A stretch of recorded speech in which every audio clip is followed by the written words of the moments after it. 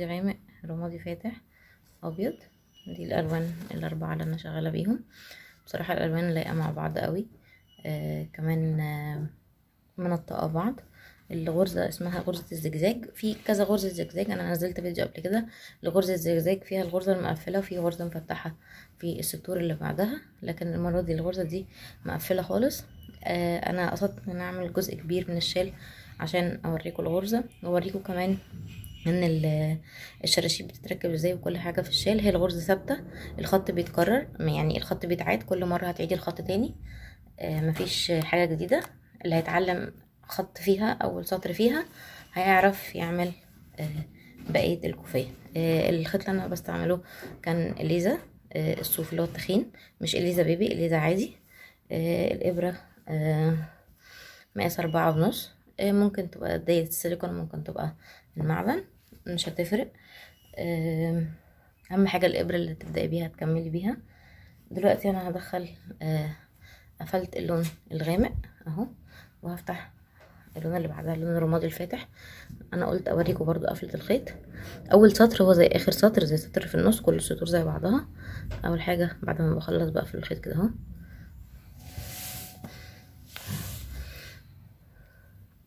عايزين تعرفوا انا بدأت بكام سلسلة؟ هعدلكم عدد السلاسل مع بعض، اعدهم معاكم. 1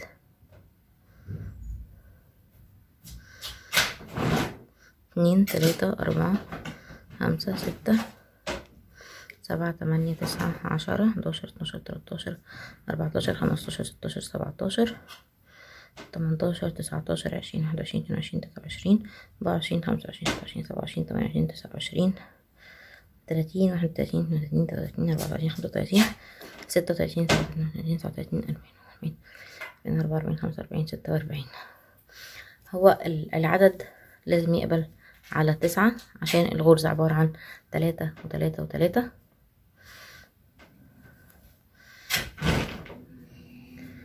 العدد دلوقتي مش اكيد اللي انا بدأت بيها، اكد عليكم تاني العدد هكتبه في الفيديو في الوصف. حاضر. ابدأ معاكم الغرزة دلوقتي. هحط اللون الجديد، اللون الرمادي الفاتح. بصوا هنعتبر كل غرزة من تحت هي السلسلة الاولانية اللي انا بدأت بيها، لان هو اول عمود زي اخر عمود، يعني مفيش اي فرق ما بين اول عمود واخر عمود، العمودين كلها زي بعضها، السطور كلها زي بعضها. فخليني ابدأ معاكم. اول حاجة هنعتبر ان دي اول سلسلة، هحط اللون الجديد كده اهو. تمام، مع عقدة كده. وبعدين هطلع اول حاجة بعد عدد السلاسل اللي عملته الاولاني، هطلع ب3 سلاسل، 1 2 3. بعد عدد الصف الاولاني اللي انا هقول لكم عليه عدد السلاسل كام، هنطلع ب 3 سلاسل اللي هما اول عمود، وادخل في السلسلة رقم 4 اللي هو بداية السطر، السلسلة رقم 4 او العمود الاولاني لو انا في السطر التاني او التالت. لو في السطر الاولاني هدخل في السلسلة رقم 4، يعني دول 3 هدخل في الرقم 4، يعتبر هعمل 2 عمود في نفس العمود، عمودين خارجين من غرزة واحدة. الغرزة دي كلها يا جماعة تلاتات، يعني اولها 2 واخرها 2 وكلها بعد كده تلاتات. هنحفظها عن طريق التلاتات، يعني هي كلها تلاتات. خلاص تمام. ازاي تلاتات بقى؟ هقول لكم ازاي. اول واحد هدخل فيه 1، يعني اول سلسلة هدخل فيها اعمل عمود، ادي 1. بعدين اعمل عمود كمان، ادي 2. وبعدين عمود كمان، ادي 3. يبقى انا كده عملت كام عمود؟ 3 عمدان. في كل سلسلة حطيت عمود، في كل سلسلة حطيت عمود، او فوق كل عمود حطيت عمود في السطور اللي بعد كده. طيب هاجي بعد كده عندي السلسلة اللي بعدهم، هعمل 3 عمدان بس في غرزة واحدة، يعني 3 عمدان بس في غرزة واحدة. طيب بنعملهم ازاي؟ هما 3 برضو، انا عشان احفظكم العدد كلهم تلاتات. اول 3 عملتهم، اول حاجة عملت 2 في غرزة واحدة، بعدين عملت 3 كل عمود فوقيه عمود واحد. اللي بعدهم السلسلة اللي بعد دول اللي هي السلسلة رقم 5، ادي 1 2 3 4، السلسلة رقم 5 اهو. هدخل هبدأ اعمل في كل عمود بس مش هسحبهم من الابرة، بحيث ان ال3 عمدان هيخرجوا في غرزة واحدة. هلم ال3 عمدان في غرزة واحدة. هدخل في اول واحد اهو كده اهو، واسحب الخيط واطلع مرة وما طلعش التانية، اطلع الخيط من 2 وما طلعش التانية زي ما هم على الابرة، واحط خيط تاني وانزل في السلسلة اللي بعدها. انا مركزة السلسلة اللي بعدها، نركز في الكلام، في السلسلة اللي بعدها مش في نفس السلسلة اللي بعدها هدخل وسحبت خيط واسحبه من 2 واسيب واحدة على الابرة وارجعها لورا واحط خيط تاني، والسلسلة اللي بعدها يعني عملت في 3 سلاسل 3 عمدان، واسحب الخيط من 2 بس. هيبقى عندي 4 غرز على الابرة، هحط خيط واسحبهم من ال4 مرة واحدة. كده انا عملت ال3 عمدان في عمود واحد، كل عمود خارج من سلسلة لكن كلهم في غرزة واحدة. هنقول تاني الكلام ده هيتعاد تاني. بعدين هحط في كل واحد ليه 3 عمدان من غير تزايد او نقصان. ادي واحد فوق واحد وفوق التاني واحد والتالت فوقيه واحد. تمام، تلاتات، هي غرزة التلاتات، الزجزاج ده غرزة التلاتات اهو. 1 2 3 في كل سلسلة هعمل عمود. تمام. طيب اللي بعدهم رقم 4 اللي هدخل فيها هعمل فيها 3 عمدان خارجين من غرزة واحدة، يعني ادي 1 ادي 2 هتزايد 3 مرات ادي 3. هنا عملت تناقص، ال3 خرجوا في واحد، بعدين عملت 3 عمدان في كل غرزة واحدة، وهنا عملت تزايد في غرزة واحدة عملت 3 غرز عشان يتوازن الباترون. يبقى هنا ال3 خرجوا في واحد وهنا 3 خرجوا من غرزة واحدة. نعيد الكلام تاني بالراحة تاني نركز مع بعض اهو. هعمل 3 عمدان في كل سلسلة عمود، هعتبر ان ده السطر الاول ودي السلاسل بتاعتي اهو. فوق كل سلسلة هعمل عمود، ادي 1 ادي 2 ادي 3. تمام. طيب السلسلة رقم 4 اللي بعد ال3 دول هعمل تناقص ان 1 2 3 هيخرجوا في غرزة واحدة. هيخرجوا ازاي في غرزة واحدة؟ هاخد خيط على الابرة وانزل في اول غرزة هتقابلني، واخد خيط واطلع اسحبه من 2 واسيب ال2 على الابرة، واحط خيط تاني وانزل في السلسلة اللي بعدها واسحبه من 2 واسيب الغرزة على الابرة، واحط خيط تالت في الغرزة اللي بعدها رقم 3 واسحب الخيط واسحبه من 2. هيبقى لي 4 غرز على الابرة اسحبهم في سحبة واحدة. وبعدين هعمل في كل عمود او في كل سلسلة عمود، ادي 1 ادي 2 عشان ما نتلخبطش، هما 3 كلهم، ادي 3 عمدان في كل عمود فوقيه عمود، او فوق كل سلسلة في عمود. طيب السلسلة رقم 4 هعمل هنا تزايد واحط هنا 3 عمدان عاديين، ادي 1 2 3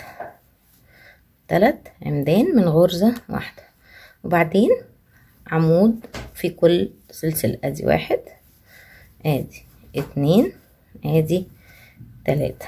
نعمل التلاتات اللي بعدهم تناقص، طالما عملنا اللي قبلهم تزايد يبقى اللي بعدهم تناقص ازاي؟ ادخل في الغرزة هنا واسيب 2 على الابرة، والغرزة اللي بعدها واسيب الغرزة على الابرة، واعمل الخيط وادخل في التالتة واسيب الغرزة على الابرة، هيبقوا 4 غرز اسحبهم سحبة واحدة. تمام. بعدين فوق كل عمود اعمل عمود، ادي 1 كام عمود؟ 3، الغرزة كلها 3 1 ادي 2 ادي 3. طيب اللي قبلها كان في تناقص يبقى دي تزايد. هعمل هنا 3 عمدان خارجين من غرزة واحدة، 2 3 تمام. بعدين فوق كل عمود عمود، ادي واحد، ادي اتنين، ادي تلاتة.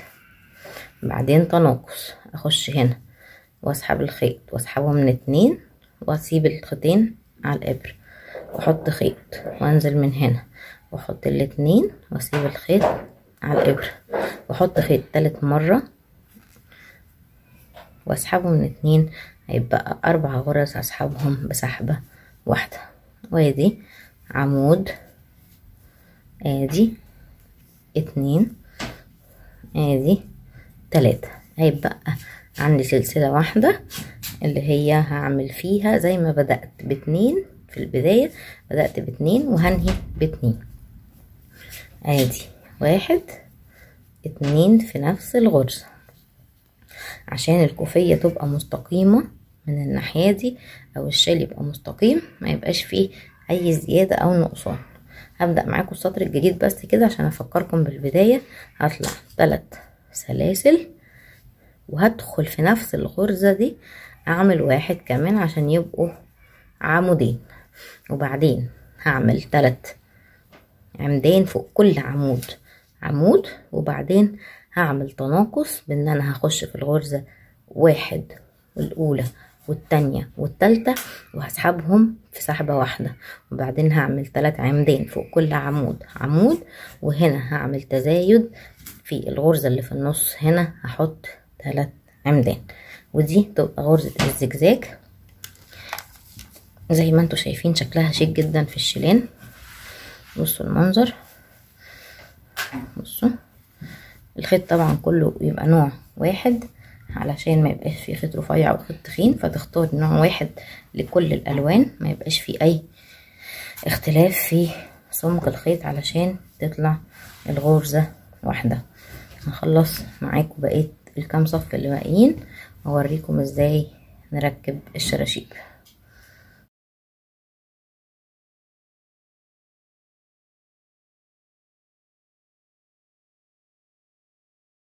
دلوقتي انا خلصت الطول اللي انا عايزاه، عبارة عن 2.25 متر بالشراشيب طول الكوفية او الشال.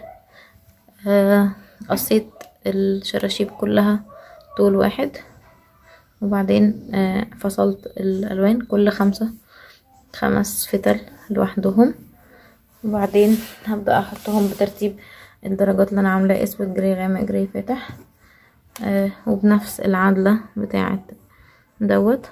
هاجي من هنا كده، هي الشراشيب سهلة في تركيبها، عبارة عن عقدة يعني بتعمل، بعمل كده بعدين بحط كده كده اهو، تمام. دي عدلتها ودي قلبتها. واللون التاني